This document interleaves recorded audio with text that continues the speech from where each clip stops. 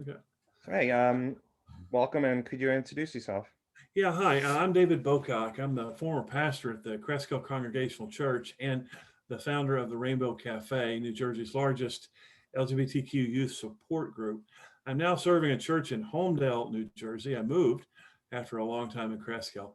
But I was telling Anthony, when I was in Cresskill every year, or at least the last 3 years, I've been given a talk with the Bergen County Child Services Bureau, or whatever they call it, and they would have me come in and talk with them because in New Jersey it's against the law to kick your kids out of your home. If as a parent you kick your kids out, you can be arrested for that.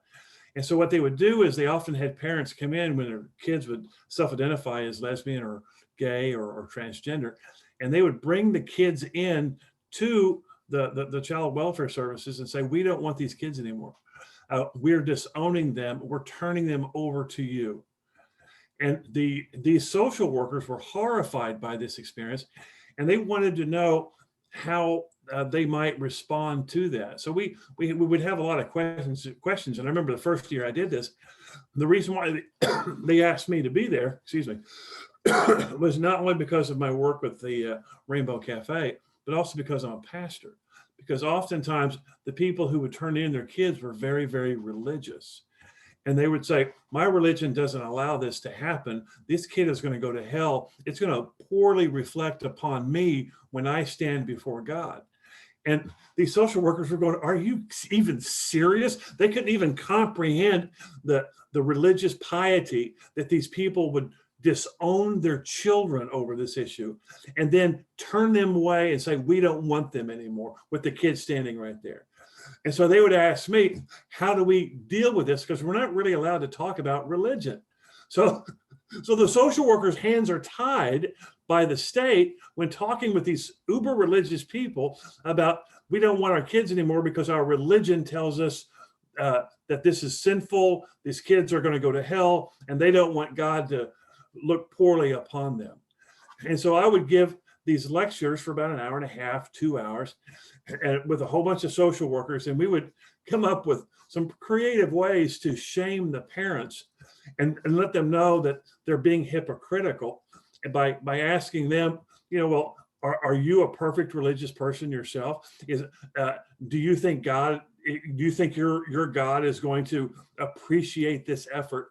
And try to shame them and make them feel guilty. That was one of the tactics that I recommended they employ. And also to be confrontational and kind of a jerk back to them. What kind of person would do that to their own children with their children standing there? And so they also said that the majority of not majority, a lot of the people who would turn in their kids were foreign born persons who came to America. And so it wasn't necessarily white Anglo-Saxon Protestants who or Catholics who are turning their kids in. It was people coming in from South America, people coming in from Africa, people coming in from indigenous places where they brought their kids, and their kids come to America. They're going, I'm free, but they're not free. Mm. And so it's actually horrific. I gave that talk 3 years in a row, and every year it just kept getting worse and worse and worse. And it's unfortunate that this happens in New Jersey, and I really believe New Jersey needs to have some type of resource center for these kids, certainly for gay folks to be able to counter this type of bigotry, Yeah. and also to provide services for the people who are. Can you imagine then growing up in the foster care system, and then you're released at 18 or 19 years old or 20, and then you have nowhere to go. You have no family to depend upon. They need to have the kind of care that is that the Bergen County can provide for them. And I think having a lesbian and gay center in Bergen County would be an essential benefit for those persons, as well as a lot of other people. Yeah. And so from that aspect, those are kids that are literally being turned in from parents because of religious reasons. Correct. But with for kids that are, I guess the correct term is white children, often the scenario for them, if it's a hostile environment, it's just the environment becomes so hostile, the kids leave voluntarily from the home. Uh, So we noticed a really interesting thing happen at the Rainbow Cafe. We noticed that parents became a little bit more accepting of these kids. And so when we first started the Rainbow Cafe 10 years ago, 11 years ago, I remember our first dance in which we advertised. We had no idea who was going to be there. And we had really no way of tracking it because we were scared to RSVP an event like on Facebook for fear that their friends might see them on that and out them. And so we were really careful not to provide opportunities for kids to get outed. But I remember that first dance, we had 140 gay teenagers from all over Central Jersey who came to this small church in Cresskill for a dance. I remember we saw this yellow school bus drive up. A lot of kids drove up from Trenton, the area that I'm in now, in Monmouth County, to go there to be a part of this dance. It was fantastic. These kids were ecstatic, walking into a room, realizing there's a lot of other gay kids around. It was transformational for them. But we noticed over the years that parents became more accustomed. The kids didn't have to sneak out. Oftentimes we'd have parents who drive their kids to the Rainbow Cafe and say, "See ya, honey, have a nice time." And we would always invite the parents in and said, "Come in, walk around with us." We had security, we had a therapist on staff, we had security. It was always a safe place for these kids. And we noticed that the kids started getting younger and younger. And so these kids, right now, the Rainbow Cafe has, of course, not right now during the pandemic, but certainly before the pandemic started, I guess the average age of the kid there was 13 or 14 years old. And we had an enormous amount of kids who self-identified as transgender, much more so than when we first started this. But we learned a really interesting fact that a lot of guidance counselors who were instructing these gay students, the gay student would say, a boy would say, "I think I'm gay." And the guidance counselor would say, "Well, no, you can't be gay because boys are not supposed to like other boys. You're transgender." And the boy would go, no, I don't want to be a woman." And they go, "Yes, you do, because if you didn't, you wouldn't like a member of your same sex." And so a lot of these kids were coming in thinking they were transgender, and the parents were having a difficult time understanding the whole gay conversation. Now they're hunters. "Oh my God, my kid wants to wear a dress, but the kid doesn't really want to wear a dress." And so we reached out to Michael Cizzoli of the Bergen Mental Health to see, is this true? Are these guidance counselors? He goes, "Oh yeah, there's a whole lot of misinformation happening out there for these teenagers." And I believe that another reason that Bergen County needs a gay and lesbian center is to provide accurate information for guidance counselors, accurate information for these teenagers to know, no, you're not transgender. We brought in someone who, a friend of mine, Bobby Prado, who's been transgender her whole life. And she's been self-identifying as transgender for the last 20 years.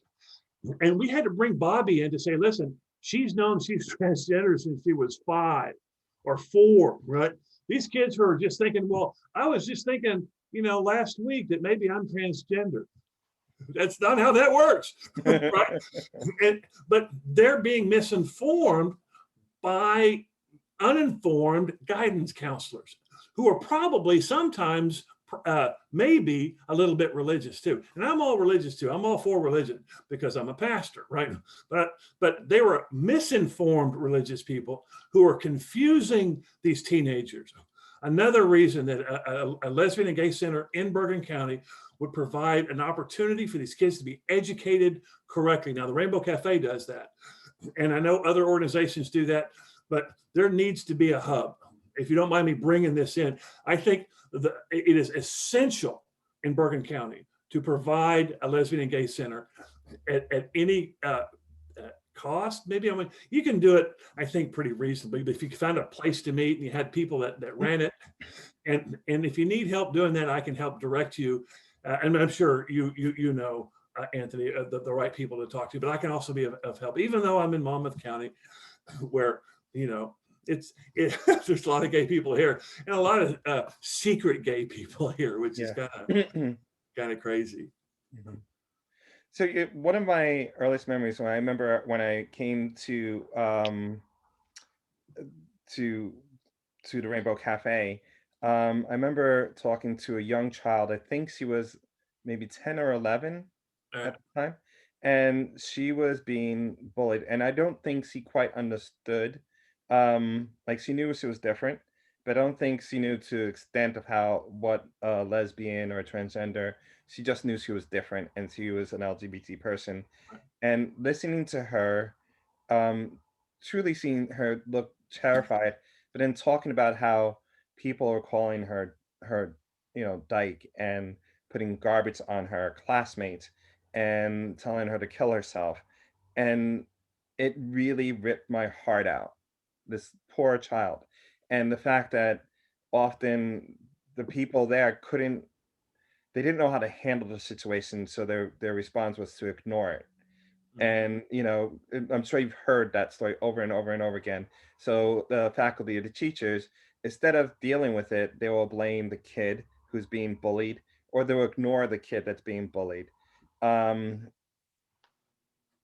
it Junior changed high my life. kids are notoriously mean. They'll pick any weakness that you have in you and just exemplify it. They're trying to cut the apron strings of their parents. They're 12, 13 years old, and they're just being obnoxious. And they don't understand the power of their words to somebody who's in a situation to where they're feeling very vulnerable and very hurt. But the fact that staff didn't step in, and the fact that that was ongoing, and the child was, you can see how damaged she was from that Right. abuse. And kids are kids and they're horrible, but there should be someone capable of stepping in, knowing how to handle that situation, and making it a safe environment for all children. And Well, I, I do need to say that I think Bergen County has gone a long way oh yeah, in helping their students identify gay and transgender people. That they're really against bullying. I've seen and witnessed the evolution of safer schools in Bergen County yeah, in addressing these concerns. And one of the reasons that the Rainbow Cafe was so popular is we would reach out to the guidance counselors, and the guidance counselors would love to recommend their kids to our organization, because then the school felt that they didn't have to deal with angry conservative parents by providing a gay support group on campus. And so they would recommend their kids to us. yeah, And so we provided them an easy out. But we noticed over the years that even the most conservative of places, Park Ridge, Tenafly, they started recognizing the need to have qualified LGBTQ guidance counselors to provide a safe environment for these kids. And they yeah. were doing well with that, to the point where we noticed a decline in attendance at Rainbow Cafe events, because the kids were finding, like, used to, we had 30% of our kids were Jewish, but then when the liberal synagogues realized this is an important issue, they started providing LGBTQ support to their kids. And so what we found was that the number of Jewish kids began to drop off. We actually hoped that there would come a day when we wouldn't need a Rainbow Cafe, a Mm. place where these kids could escape to, because their environments were so supportive of it. I'd like to say that time has arrived, but it hasn't. There's a number of kids who are misinformed, who feel very insecure, who still tell their parents they're spending the night at Johnny's house when they're really coming to a dance at the Rainbow Cafe. Yeah. That's yeah, you guys were when I found out of your existence, I was like, it's so much amazing work. And this is part of why I'm doing this, is to Mhm. highlight the amazing work that is being done, Right. and how people pull together in times of need, and to be able to recognize that and highlight that, and say this is our culture. you know Yeah. you're the elders, you're the ones that stepped in, you're the ones that are doing the work, and so we can support that and make sure we can replicate it and do it right. And Well, so let me encourage you, man. When you're looking to reach out to the right people, I can give you a list of some great organizations that have a lot of money, that have a lot of depth in their resource department, that can provide help for our Bergen County LGBTQ Center. And I think you can get that off the ground quickly. If I Yeah. was still in Bergen County, I would definitely help you get that off the ground. Well, I'm in the idea Monmouth County. Do what? the idea is to eventually create one. And I'll tell you one thing. Me and my husband are starting the process of doing a 501(c). Oh, good. Um, you know, I don't want to do this. I want to work at a place that is competent. I don't, I don't, I'm not I don't want to like do it. I want to work for someone to do it. But if Oh, I'd need love to do be, it. Holy cow. I think uh, there's enough support in Bergen County that I think you could get this off the ground pretty quickly. oh, I know there's so much that so much resources, and part of this why this is I'm doing this is like we have all the pieces there. You Yeah, just we need do. a place to connect the dots, Right. and you have people coming in, moving to Bergen County because of COVID. They want to live in the city no more. They want to live there, so let's move to somewhere a little bit more quiet. And who are open and progressive. And they're like, well, where's the resources? And there is none. And you do Google searches, and not everyone's great at doing Google, but it's like you know, it's it's just very difficult, and that's Well, when you're ready, I'm happy to help in any way I can. Uh, well, not, admittedly, I've got a lot going on down here, yeah, but I can be a resource, and yes. I'm happy to help in any way I can. Well, thank you. And is there anything else you want to bring up before we wrap up? Nope. Thank you so much. Thank you. And Well, do you feel okay with everything you said? And oh uh, yeah, oh yeah, do you oh, yeah. give consent for this to be I published? totally give consent to everything that I've said, and for the words I've spoken and misspoken, whatever that is. I don't know what that is. And what I plan on doing is once I have everything edited and done, I will make sure that you can see it in the contents that I plan to present to everyone, and then give you a final say if you want to or not. And you can always take it off tell me to take it off at any time. That's fine. Okay, well, let me stop.